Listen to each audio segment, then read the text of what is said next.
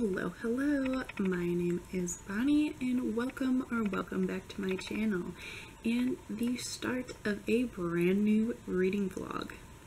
So today is January 1st, Happy New Year, and it is the start of a Besureathon hosted by Sasha. I'm really excited for this readathon. Sasha has made it completely inspired by the Wayward Children books by Seanan McGuire that are all portal fantasy novellas that are all about magical children finding their portal doors to their perfect world or getting returned to our world.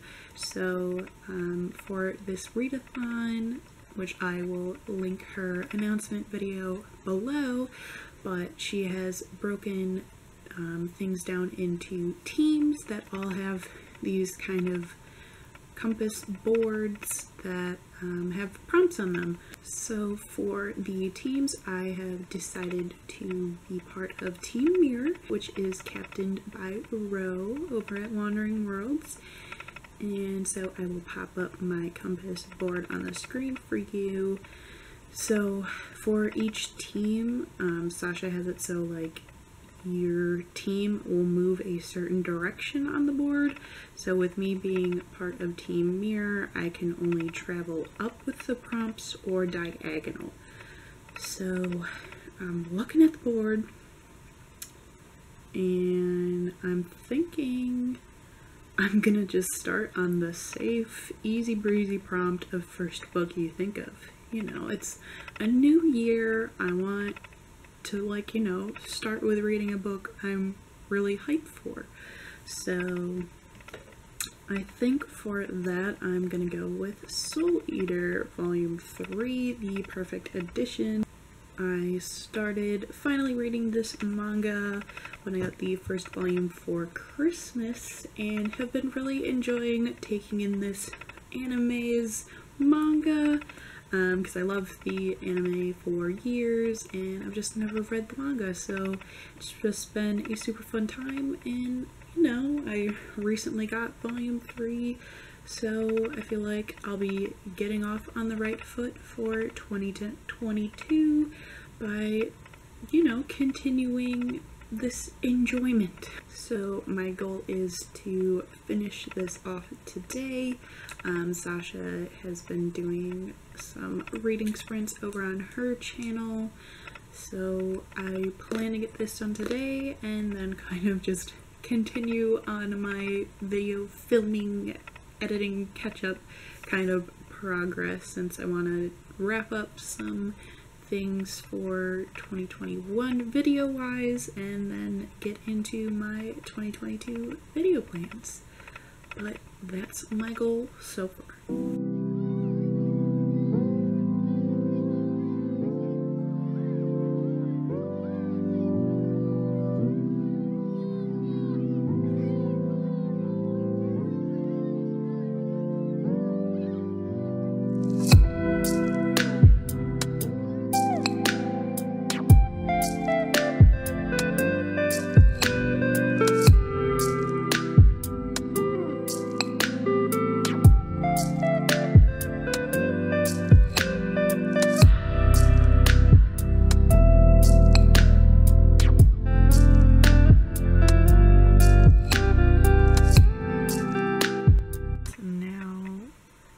Like 11 o'clock at night, but I am happy to report that I finally finished my read of Soul Eater Volume 3.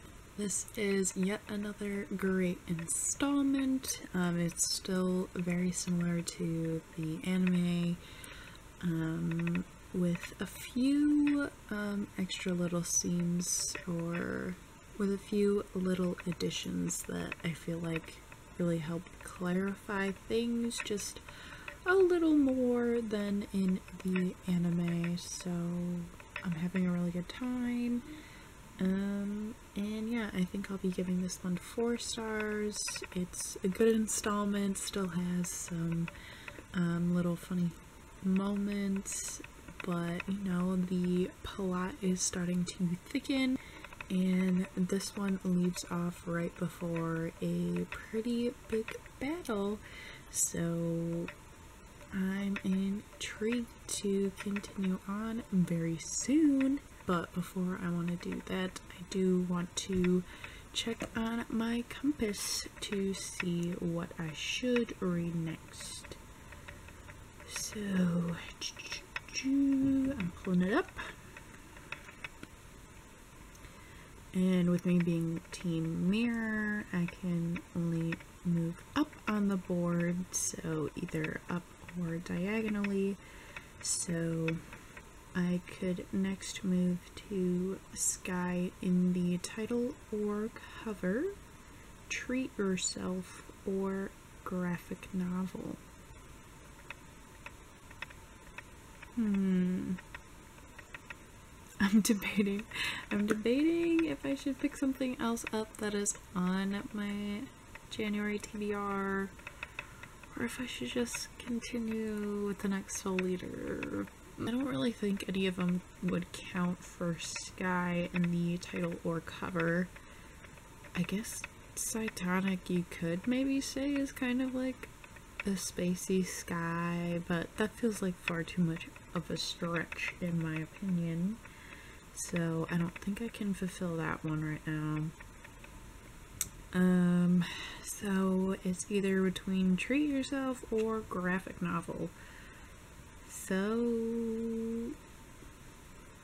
I'm gonna be bad, and I'm gonna continue on Soul Eater. I'll be caught up on the ones I own, and I'm thinking we'll get some good closure with the epic battle taking place in that volume. So if I'm thinking correctly, it might be the wrap of the first arc of the series, so I'm feeling pretty good about moving on to that one.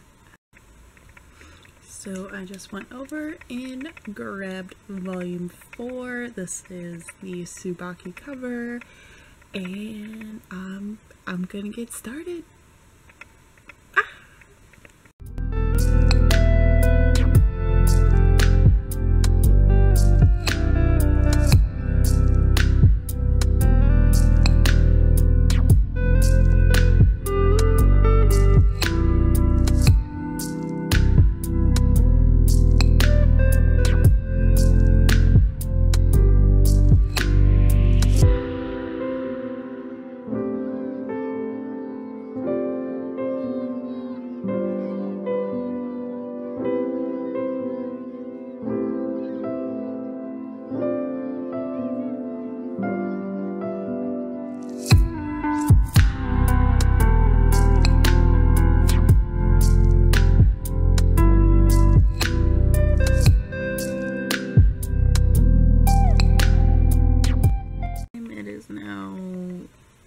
Towards the later part of the evening, but I can say that I did finish Soul Eater volume 4, and this was great. I mean, it was exactly what I was expecting it to be. This was like the overall battle that concludes the first arc of the story, but it is just as intense as the anime. I mean, heck, it's still quite like frame for frame with the anime. So highly entertaining, tense, emotional, that sort of stuff. This particular volume, we do get more development with some things. Ooh, almost dropped it. We do get some more development on things that are going on with Pacat and Soul's partnership, and then we also get the background of Krona, and also some secrets and baddies are revealed from the school's history. So it's just a really great installment. Give it 5 stars. Like, just, it's intense and entertaining. It was just really good. So I'm happy that it is only the 2nd day of January and I'm already 2 books in, and I'm trucking along for Besureathon, so that is awesome. Okay, I have pulled up the Besureathon compass for my team to kind of help me decide what I'm doing next. So next on the board, I can either do something that has a world similar to ours, or something that has a werewolf in it, or experiment a new genre. Well, werewolf is definitely out of the option. I think the only one that's on my TBR that could be considered a world similar to ours is Sailor Moon, because it essentially is our world, but with the Sailor Guardians like reincarnated on our world, in our world. But I don't think I'll get to that one just yet. I feel like I want to read like an actual novel. I don't want to read another manga right now, although I might regret that. I think I'll do the experiment a new genre, and I think I'm gonna go with Captive Prince by C.S. Pacat. This is an adult fantasy that is LGBT, and it's got a lot of different power dynamics of like dethroned royalty and that kind of stuff.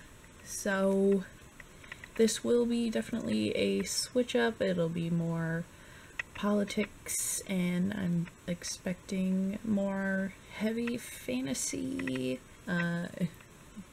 young characters in the manga too. Then adult content is definitely a switch up. So yeah, I'm excited to get to this one. I adore C.S. Pacat's character work in her Fence graphic novels, so I'm expecting some intriguing characters in this one as well. Hello, it is time for updates. It is now Monday, and I've actually finished another book. I can't believe I'm cruising. So I did pick up Captive Prince and literally read it all today. Very mixed feelings about this one. First off, this book is marked as a romance. It literally says it.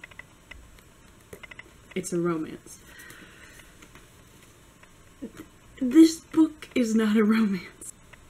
Things are laid out where, like, Laurent is claimed to be Damon's type, but that's kind of the end of things. Like, it all seems very one-sided, so I would not say this is a romance.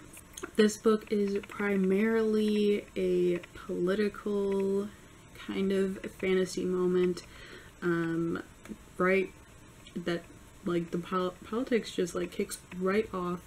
Damon right away is, essentially smuggled into slavery to be a pleasure slave for Prince Laurent, and then it's kind of just the unveiling of the politics and cruelty that take place in Veer, which is the kingdom of Prince Laurent, and then there's other, like, political goings on.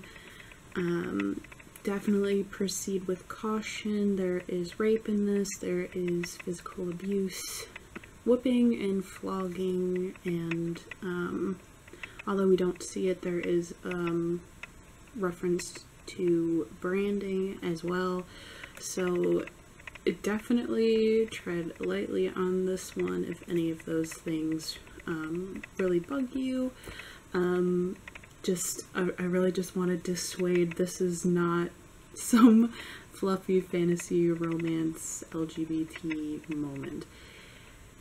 It is LGBT. Veer is particularly focused on same-sex relationships because they are like totally against the idea of having bastard children. So you see like courtiers are paired up with their same-sex pleasure slaves. A good chunk of this, I was kind of like, is anything gonna happen? We just keep witnessing these bad things of this nation, like just how messed up it is, and it's crazy. But once we were getting further in, and kind of like you are then kind of familiar with how things are run, then the other political reveals started to be more intriguing, and while Laurent and Damon don't get along, there is moments where they do kind of see eye to eye to solve some problems. So I am intrigued to see where it goes from here, but I'm only giving this one 3 stars. I think C.S. Pacat has created an interesting political situation. I'm intrigued to see where Laurent and Damon go from here based off of how this book ended. So I did order the next 2, but this book, if you can, like, if you are comfortable with reading such things, it does go super fast. I was done with this before the evening, so definitely breezed through it, although, you know, there are the heavy moments. But yeah, so I'm hesitant but intrigued, and I did see on Goodreads that this seems to be the lowest rated of the trilogy, with like about the same amount of ratings. Between the first book and second book, there's about 20,000 difference, but it's still like over 50,000 ratings. So I'm gonna hope I vibe with all the other raters on Goodreads, and I will enjoy the other 2 more.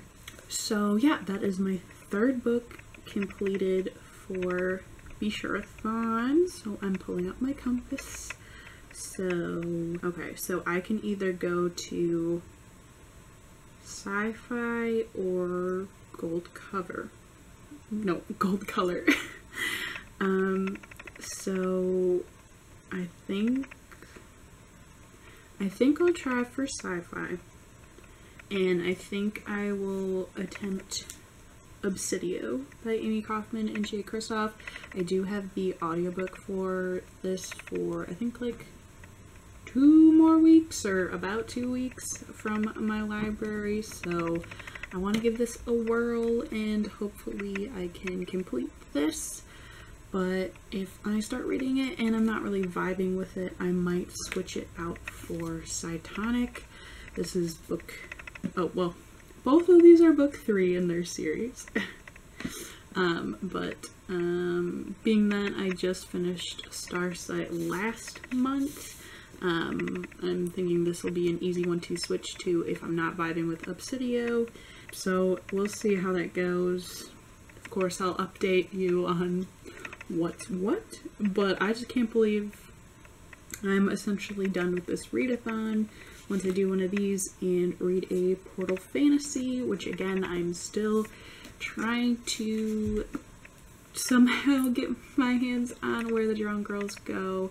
I did put a hold on it through Libby, but there's also like 18 other people that are wanting to get their hands on it ahead of me, so we'll just have to see. My new camera showed up today. It's crazy. It's crazy to have, but it looks so much better already, and it's so exciting. Woo-hoo!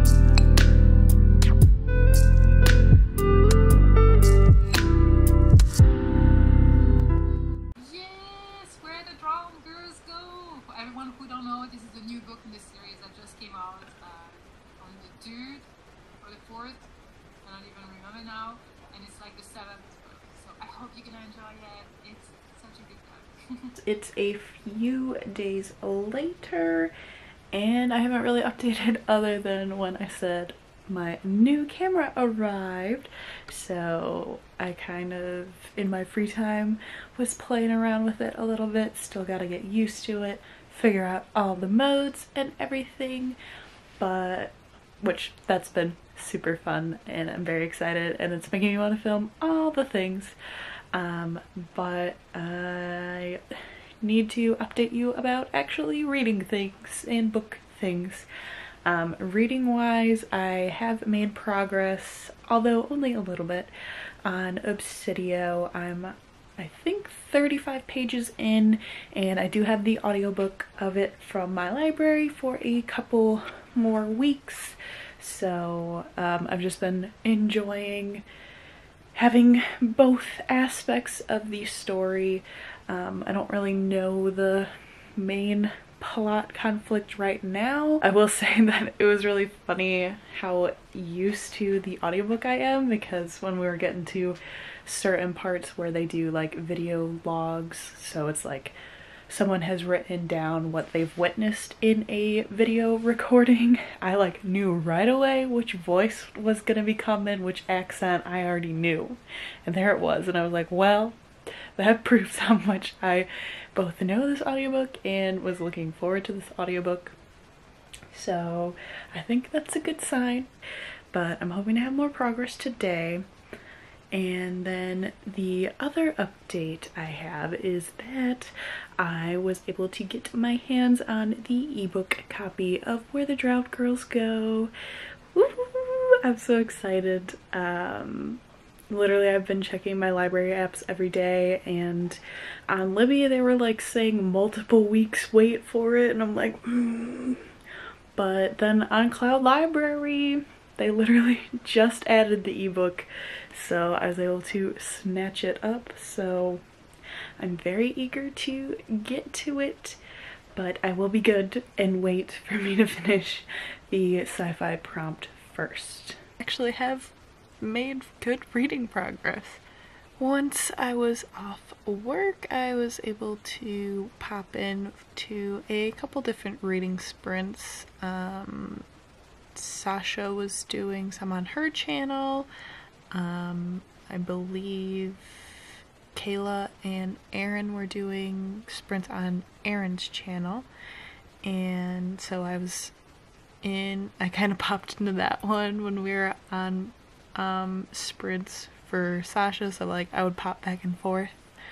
So I did that, and then Pris decided to do an impromptu midnight sprint her time, which was about like 7 p.m. for me, so totally worked out for me to hop on there and get some reading and editing done. A very productive day after work so far.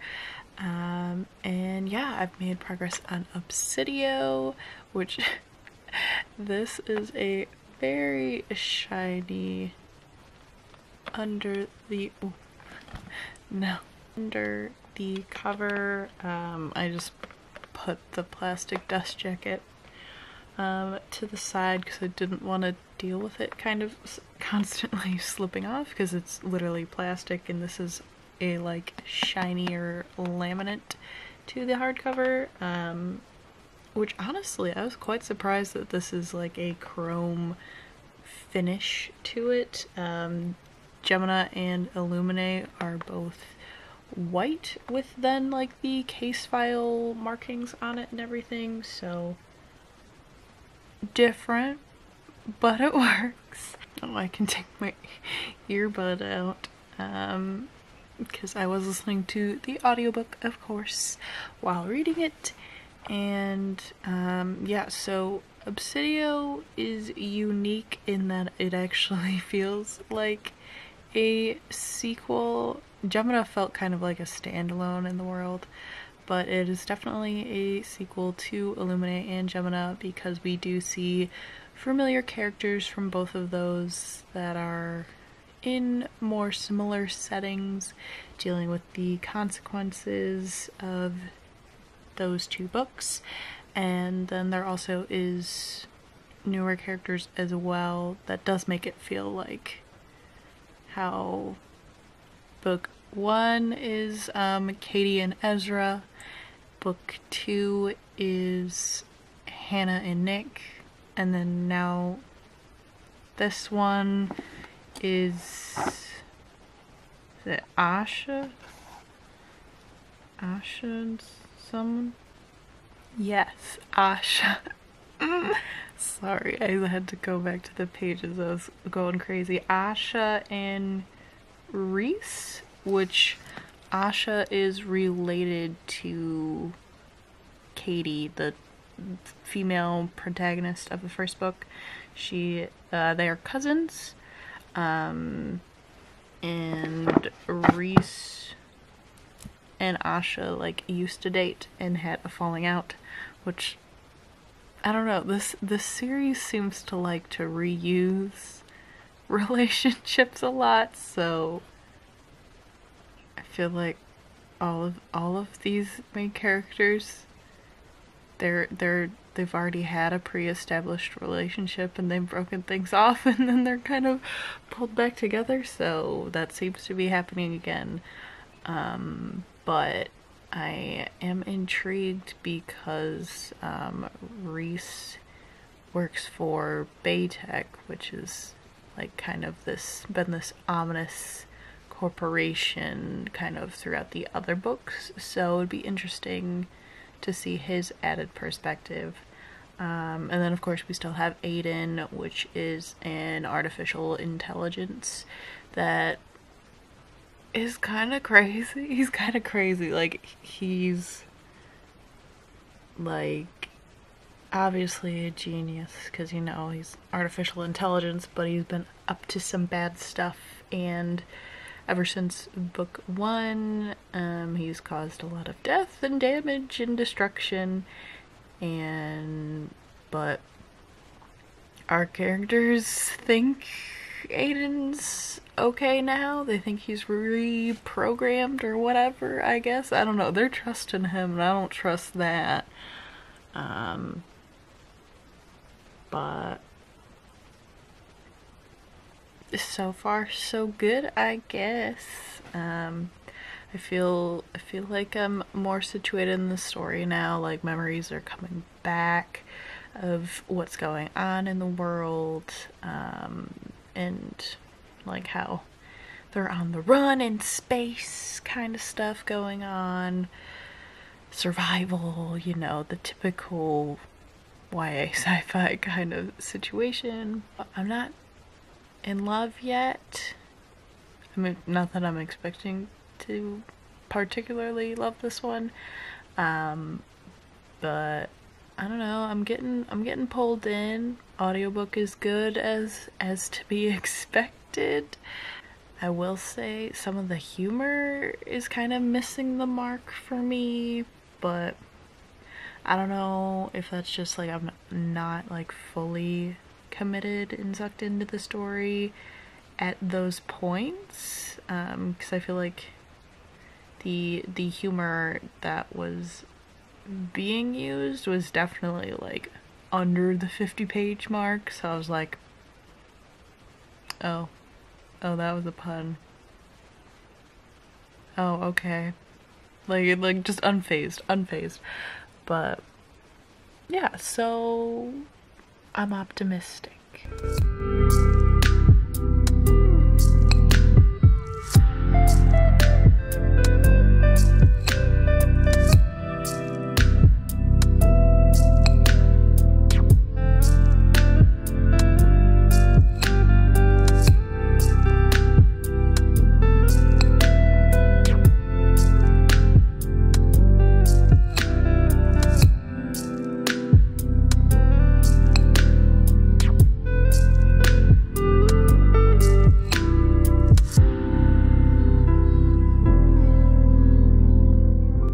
Hello friends, so it is quite a few days later. It is January 15th, a Saturday night, and I need to update you on things. So my voice probably sounds a little different, a little deeper, a little scratchier.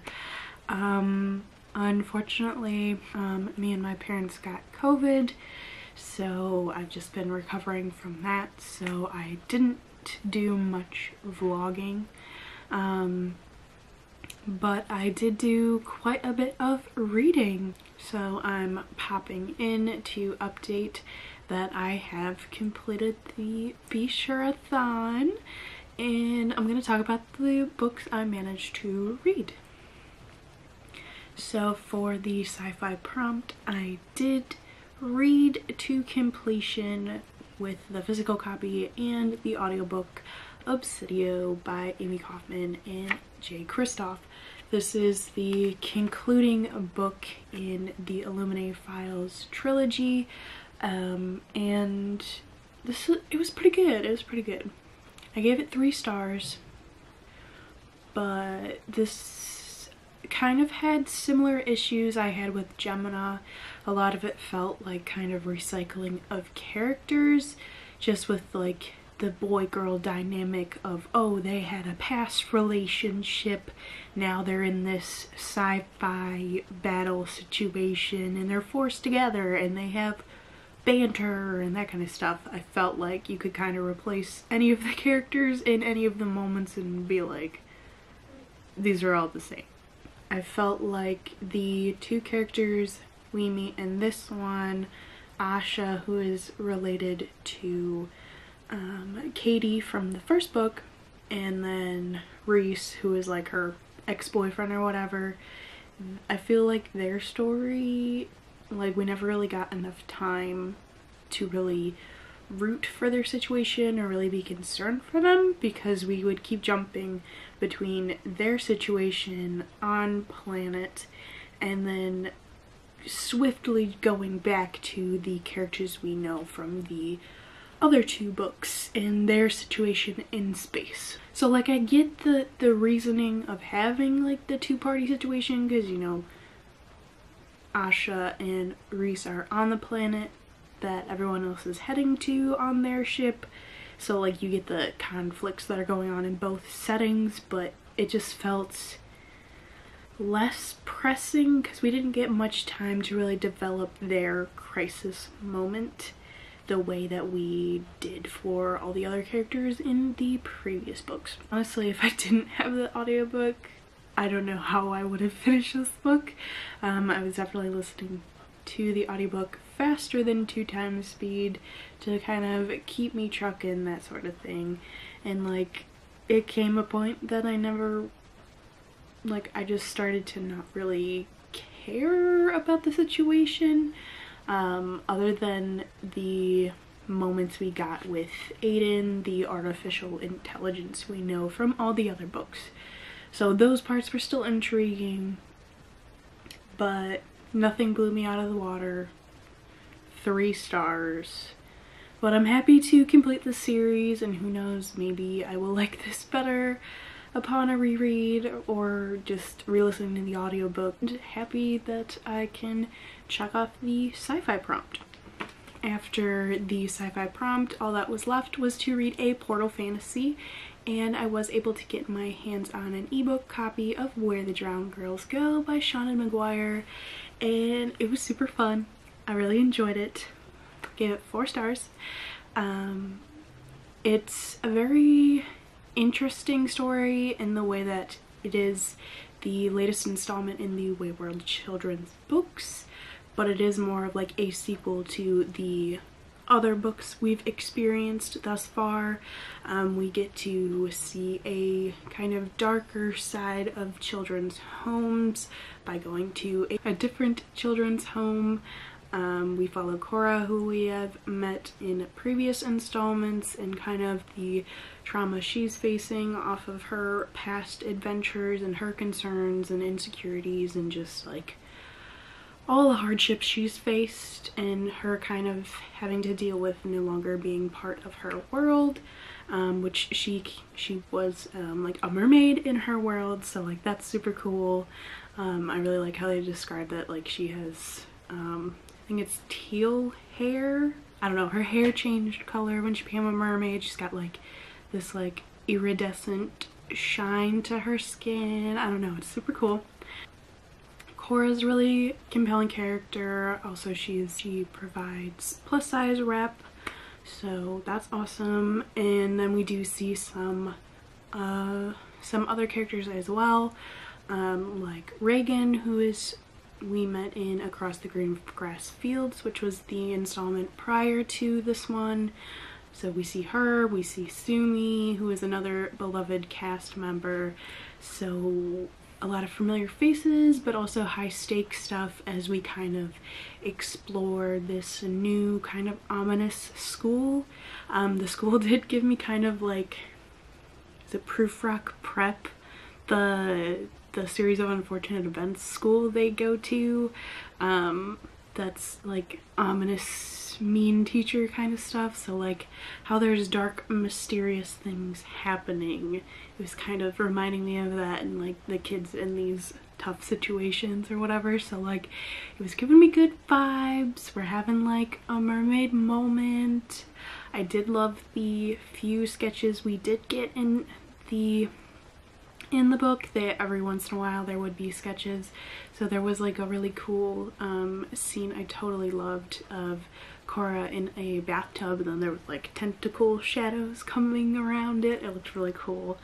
But yeah, I had a really great time. There was moments that even gave me like 5-star feels, but just like how things wrapped up, resolved, felt a little quick for me, or a little unclear. So it stayed at a 4-star, but I super enjoyed it, and I think it's one of my favorite installments. Although it still has to go to In an Absent Dream. I love the Goblin Market, so that's still #1 for sure. But yeah, so I was super happy with that one, and I thought it was a great book to end this readathon on. So yeah, I've completed a Besureathon, and I'm feeling really good about it. I feel like I was really good at cruising through my reads. I mean, it helped that I kick-started off a few mangas, so those are always good to kind of step up your reading pace, make you feel accomplished, that sort of thing. But yeah, so it was really nice, although COVID really slowed me down, but I was still able to get reading done and complete the readathon pretty much the way I wanted to, hit all the reads I was hoping for, and I'm able to wrap this up before the TBRPG-a-thon happens in the following week. Thank you so much for watching this vlog. I would love to know in the comments if you have participated. If so, what have you read? Or if any of these books you're excited to talk about, I would love to hear it. But thank you so much for watching. Like and subscribe if you enjoyed, and I hope to see you here for the next one. Bye.